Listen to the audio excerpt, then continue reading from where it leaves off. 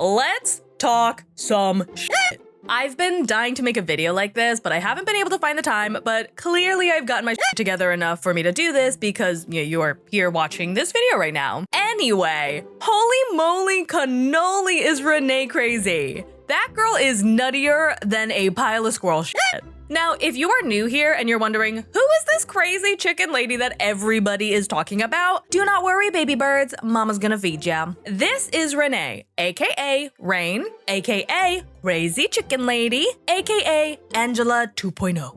She's a 37-year-old chicken farmer from New Mexico, and she says that she loves her chickens like family. And I'm like, yeah, like family, if that family was the Turpin family. Look at these chickens! Why do they not have any feathers on their butt? This one doesn't even have feathers on its neck. I am no chicken connoisseur, but I'm pretty sure they are not supposed to look like that. It literally looks like they are begging us to end their suffering and just turn them into some nuggies. She's been in a long-distance relationship with Chitty, who is a black Nigerian man who is blind. Also, Chitty's apparently not the first black and blind Nigerian man that Rayne has ever dated. That's suspicious. That's weird. Do with that information what you will.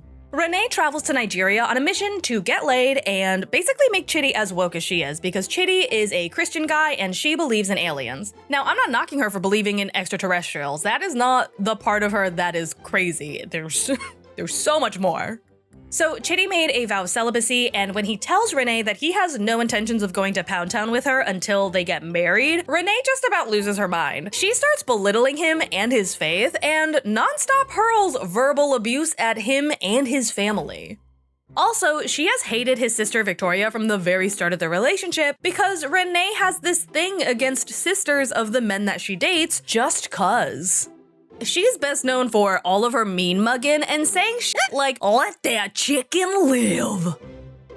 Things come to a head in their relationship when Chitty's sister Victoria can no longer deal with her clucking psychotic behavior and calls her out for being verbally abusive and disrespectful to him, which sets Rayne off on a crazy tirade before she packs up her things and leaves, telling her blind boyfriend that he will never see her again.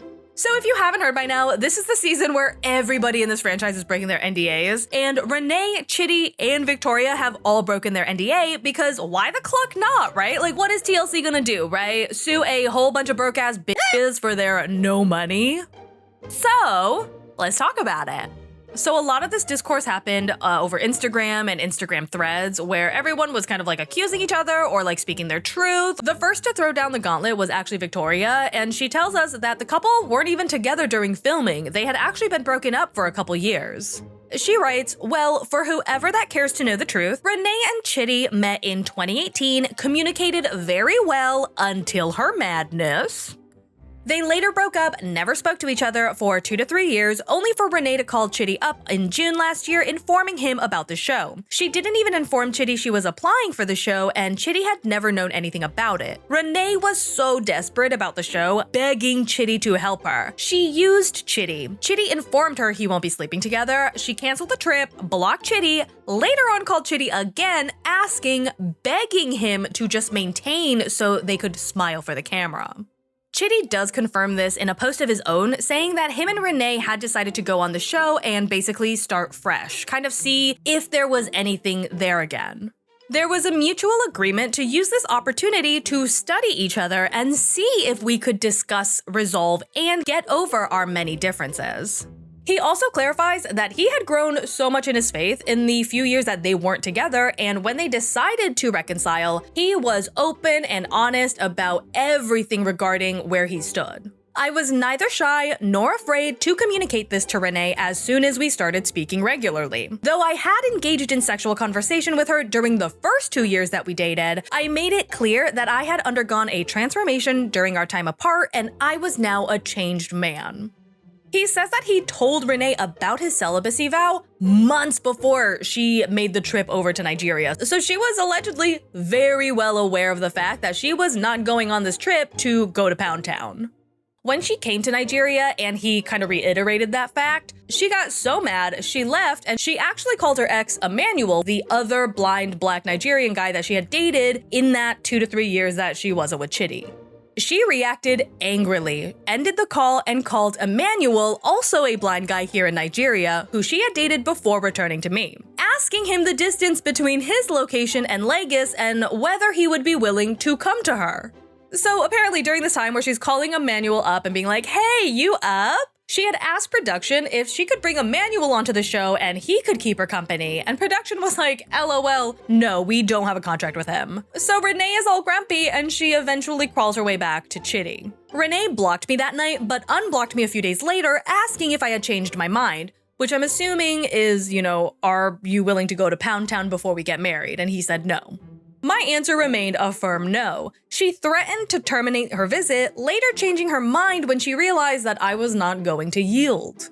He says that his choice to not sleep with Rayne was one part faith and one part absolute fear, because by that point, Rayne had apparently said some insanely unhinged things.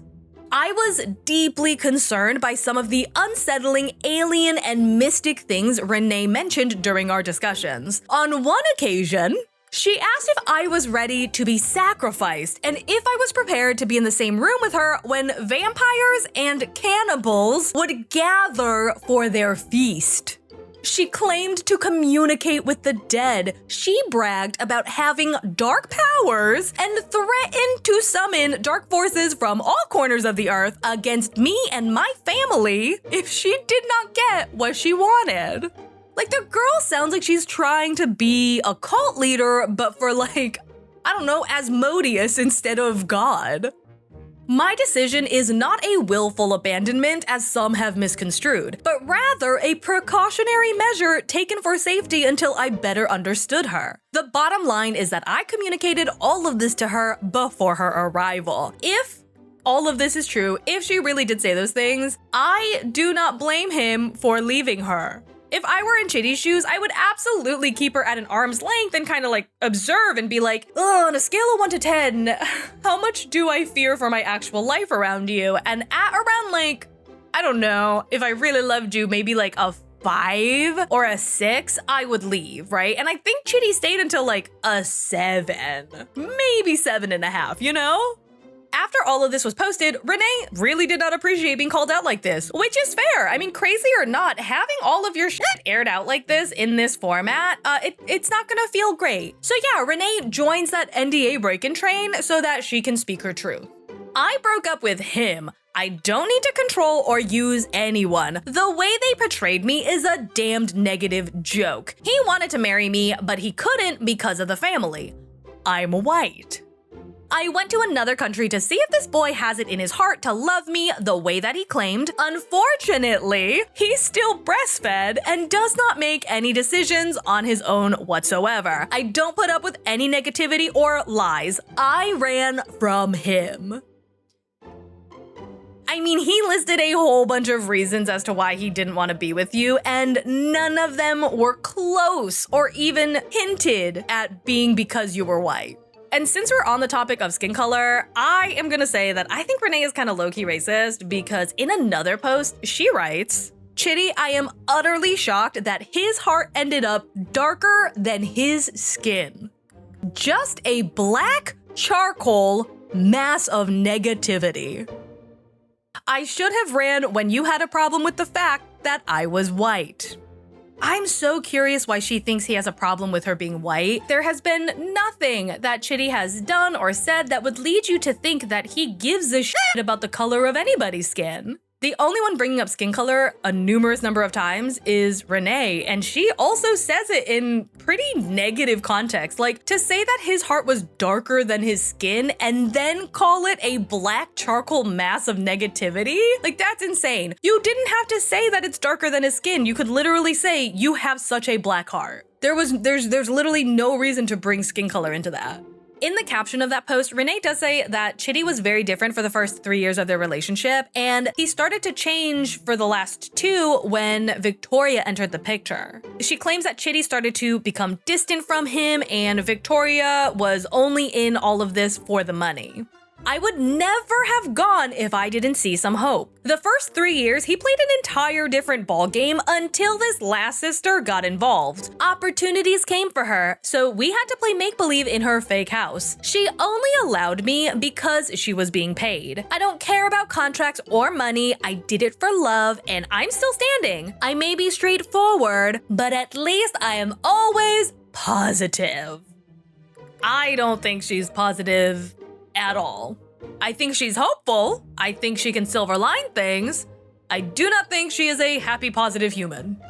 So that's all I have in terms of all of the NDA breaking stuff that's been going on. I do think it's really weird that Rayne at this point has dated 2 blind and black men from Nigeria, because that seems less coincidental and more a choice. And I can only really think of 2 reasons why she would do that. A, it's either because she thinks that they are easy to control, easy to manipulate, or B, she's literally looking for a chitty dupe.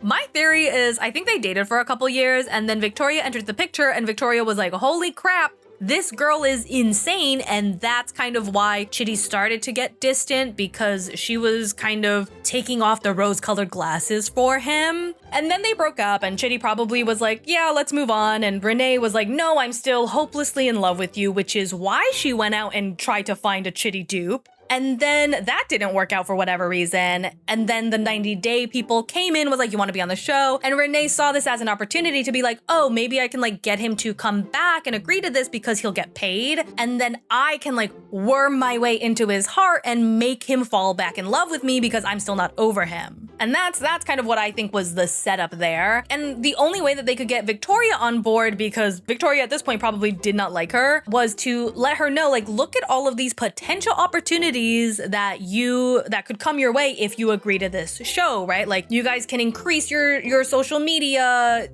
audience and all this other stuff. And so that's probably why she was like, you know what, fine, we deal with this for a couple months of filming and then I benefit from it, so fine, right? So despite Chitty being like, hey, we're not gonna go to Pound Town, A, because like we're not really dating, and B, I made a vow, I do think that genuinely there is a part of Rayne that was mad because this was an opportunity for her to try and get back together with him and kind of like seduce him back into her life. And that didn't work, or that wasn't going, like it wasn't going the way that she had planned.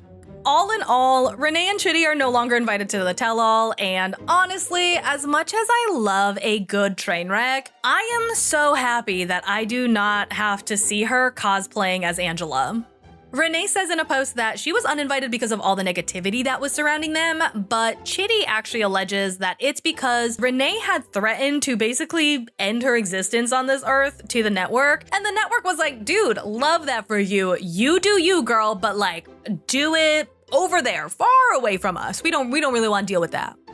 Obviously, this is just a bunch of he said, she said, and human memory is not the most reliable thing in the world, especially as time has gone by, and people have different perceptions of the things that happen. But from the footage we've seen, she said some crazy stuff. So for me, I am definitely leaning more towards believing the things that Victoria and Chitty had posted. Anyway, what do you think of this craziness? Do you agree with my theory, or do you agree with like parts of my theory? Do you have theories of your own? Let me know down in the comments below, and while you're at it, go ahead, give this channel a subscribe, give this video a big thumbs up, and until next time, I say to you, let that chitty live.